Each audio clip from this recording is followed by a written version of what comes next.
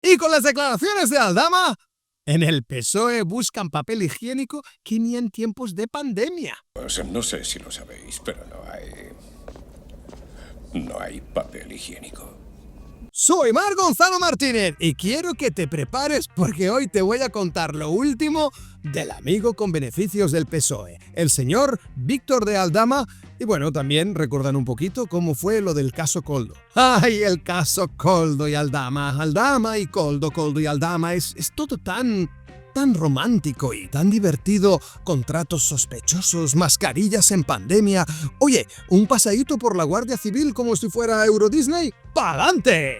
¿Un coche prestado a Pedro Sánchez para sus escapadas discretas? ¡Pa'lante! ¿Un caso de corrupción con nombre mogón? Bienvenidos al caso Koldo, donde las tramas políticas hacen que los culebrones venezolanos parezcan simples.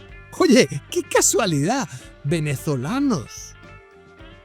Y es que esto no es un simple caso de corrupción, es un capítulo como de La Casa de Papel. ¡Anda, mira! Si van de rojo. Y esto va de rojos. ¡Caray, cómo estamos hoy con las similitudes! Rojos y maricones. Una sangría. Quien no lo quiera ver, que no lo vea. Rojos y maricones es lo que hay en este programa. Y todo empieza con Víctor de Aldama, un empresario que, si la corrupción fuera deporte olímpico, estaría peleando por el oro. Este señor está implicado en un fraude de 182 millones de euros en el sector de los hidrocarburos. ¡182 millones! Bueno, Chiqui, que ya sé que esto para ti no es nada.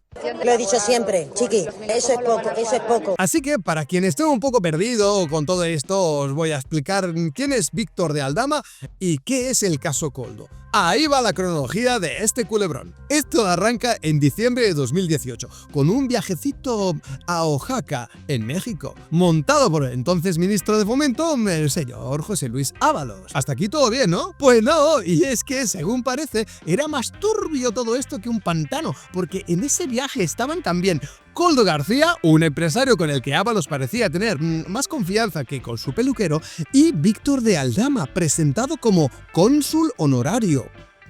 ¿Qué? ¿Qué?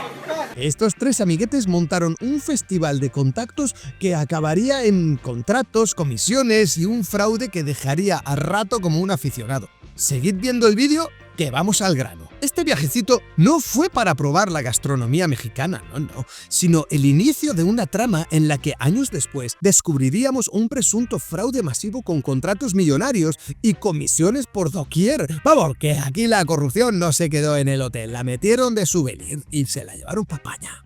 ¡Con dos cojones! En septiembre de 2019, Víctor de Aldama ficha como consejero para Air Europa, con una misión un poco peculiar: intermediar con el gobierno venezolano, otra vez Venezuela, para cobrar una deuda de 175 millones de euros. Porque, claro, ¿a quién llamas para un trabajo así? Pues normal, a un empresario que acabas de conocer en un viaje oficial. Ya tiene tanto sentido como jugar la Supercopa de España en un país como, yo qué sé, Arabia Saudí. Claro.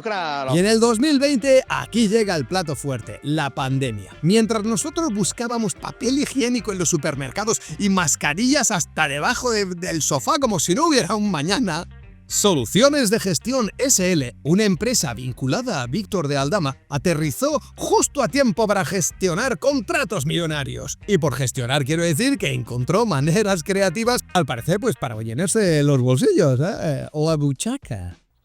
Bien hecho. El 20 de marzo de 2020, el Ministerio de Transportes, bajo la dirección de Ábalos, aprueba una orden para adquirir mascarillas. ¿Y a quién adjudican un contrato tan jugoso? ¡Exacto! A la empresa de Aldama. En menos de 24 horas, su compañía ya estaba firmando papeles. ¡Eso sí que es eficiencia! Oye, casi la misma prisa que se dan en ayudar a los damnificados por las inundaciones de La Dana. Pero esto no termina ahí. En abril de 2020, las adjudicaciones se extienden hasta Canarias. Vamos, que aquí no había fronteras. Mascarillas para todos, con una comisión para el bolsillo, por supuesto. Y ahora el capítulo surrealista. En mayo de 2022, Aldama, a pesar de estar ya bajo sospecha, consigue un pase VIP al polígono de experiencias de la Guardia Civil en Logroño. Pero esto no es una visita normal, ¿no? El hombre se puso a disparar táseres, a subir a la torre de control, a participar en actividades reservadas para fuerzas especiales exclusivamente, o que vivió su fantasía de ser un Hyperman, un agente de acción o cualquier cosa esa. Pensar que yo a lo que más aspiro es a ir un día a hacer cola a PortAventura a ver si por casualidad me monto en algo. Pero ya lo mejor viene septiembre. ¡Grande Marlaska! ¡Qué grande eres, Marlaska! Ministro de Interior le concede la Orden del Mérito de la Guardia Civil. ¡Viva la Guardia Civil!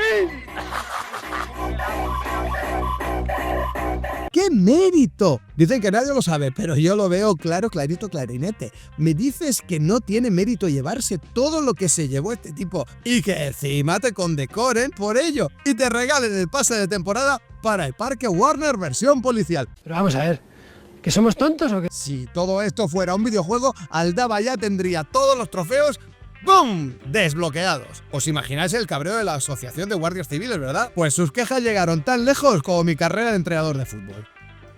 Y atentos ahora porque en febrero de este mismo año de 2024, el juez Ismael Moreno condena la detención de Koldo García y otras 19 personas. Aquí se descubre que Koldo había aumentado su patrimonio en 1,5 millones de euros en solo 2 años. Algo que para ser funcionario suena más sospechoso que Pablo Iglesias hablando con coherencia. Por lo que hemos visto en tantas mamadas. Y luego está Juan Carlos Cueto, otro empresario implicado, que declaró que todo lo hacía por ayudar a los españoles en tiempos de pandemia. Claro, porque cuando uno piensa en altruismo, lo primero que se te viene a la mente es embolsarte comisiones millonarias con contratos públicos. Es todo corazón este hombre. Es un Robin Hood, pero con corbata y cuentas en vaya usted a saber dónde. Atención que ya llegamos a la parte más jugosa y es que Aldama decide que ya es hora de hacer karaoke judicial. Se sienta ante el juez y empieza a soltar nombres, chao, chao, chao, como si estuviese leyendo la lista de invitados de una boda. Pedro Sánchez, según Aldama, el presidente no solo estaba al tanto de sus movimientos, sino que hasta utilizó uno de sus coches para desplazarse sin escoltas. Joe, con los Uber VIP, ¿eh? Begoña Gómez, la esposa de Pinocho Sánchez,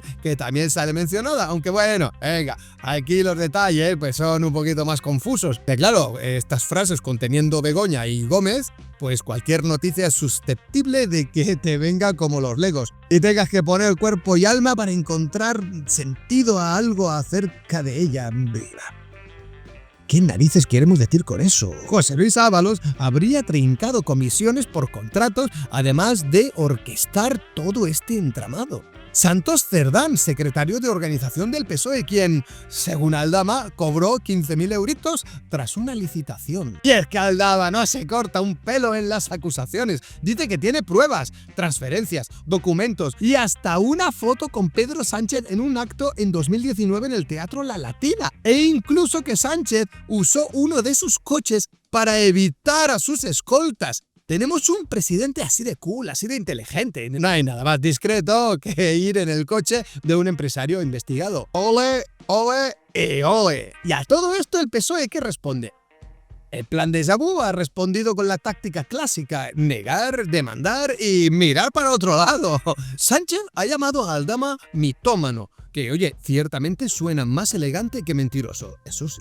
Los de la oposición, por supuesto, están encantados y ya afilan los cuchillos para una posible moción de censura. Como conclusión, ver que el caso Koldo no es solo un escándalo, es una telenovela. Tiene de todo tiene desde corrupción y contratos millonarios hasta un empresario jugando a ser policía en Logroño. Y aunque el futuro de este caso está por decidir, una cosa está clara. ¿Para qué compramos series turcas en España con lo divertida que es esta política nuestra?